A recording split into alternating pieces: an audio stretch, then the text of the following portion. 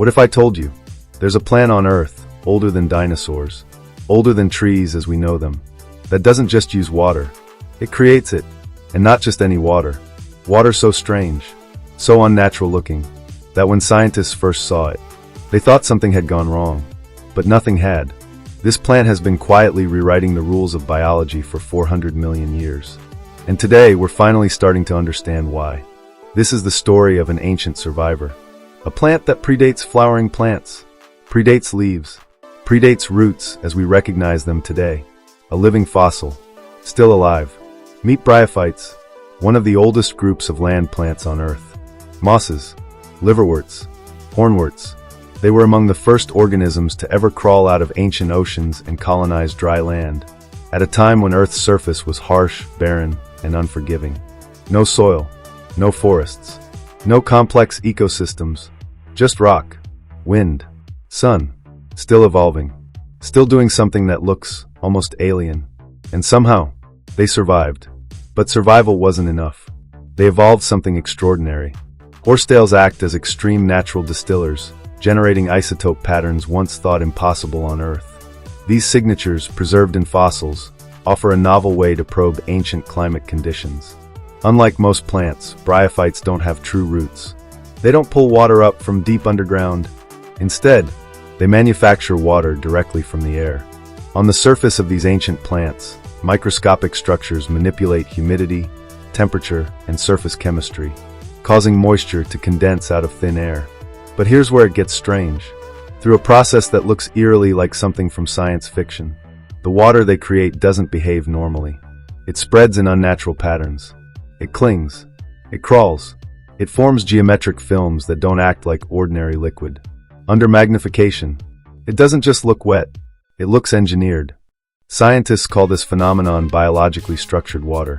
At the microscopic level, bryophytes alter how water molecules organize themselves, changing surface tension, changing flow, changing evaporation. The result? Water that resists drying. Water that spreads farther than physics predicts. Water that remains stable in extreme conditions. In other words, water that behaves wrong, but wrong for us, is perfect for survival. Oxygen isotopes function as tracers, allowing scientists to learn about water sources, plant transpiration, and atmospheric moisture.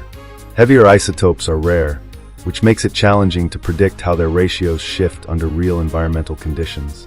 To investigate this process, Sharp's group collected smooth horsetails, Equisetum levigatum, along the Rio Grande in New Mexico. They tracked how oxygen isotope values changed from the lower sections of the plants to the upper portions.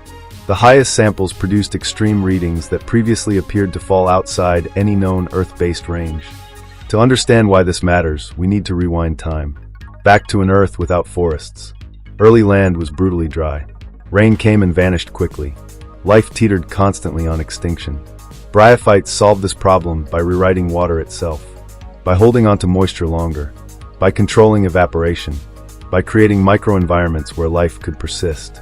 They didn't just survive on land, they made land habitable. Some scientists believe these plants didn't just adapt to Earth, they helped terraform it. So why are scientists suddenly obsessed with a plant that's hundreds of millions of years old? Because the problems it solved back then are the same ones we're facing now. Drought, water scarcity, extreme climates. Researchers are studying bryophytes to design crops that survive with less water, surfaces that pull moisture from dry air, materials that prevent evaporation in extreme heat. Some researchers even ask a bigger question. If a plant figured this out 400 million years ago, why haven't we learned from it sooner? Until not that long ago, scientists widely agreed on the evolutionary journey that plants took from the oceans to the land. They thought that algae evolved into mosses and their relatives, known as the bryophytes, which eventually gave rise to the vascular plants, the group containing ferns, conifers, and flowering plants. However, recent genetic studies have cast doubt on this narrative by suggesting that the common ancestor of plants wasn't a bryophyte or a vascular plant. It's a finding that's provoked strong debate among botanists, as well as making it uncertain what the ancestor of plants would have looked like. Now, the 407-million-year-old horneophyton may provide the answer. Research led by Dr. Paul Kenrick, one of our fossil plant experts, found that it could shed light on this elusive ancestor. Unlike modern plants, which transport water and sugars separately, Horneophyton moves them around its body together, Paul explains. This kind of vascular system has never been seen before in any living plant. It suggests that the ancestor of modern plants was more complex than we originally thought and already had some kind of vascular system. It's a discovery that will help us to interpret how later plants evolved and tie their relationships together. Here's the uncomfortable truth. We tend to think evolution moves forward. That newer means better. But this ancient plant suggests something else. That some of the most advanced technologies already exist. Not in labs, not in factories. A plant older than trees, creating water from thin air, shaping the surface of Earth long before humans ever existed. So the question isn't whether this water looks alien. The real question is, how many other alien technologies are hiding in plain sight, simply because we've stopped looking closely, but quietly, under our feet?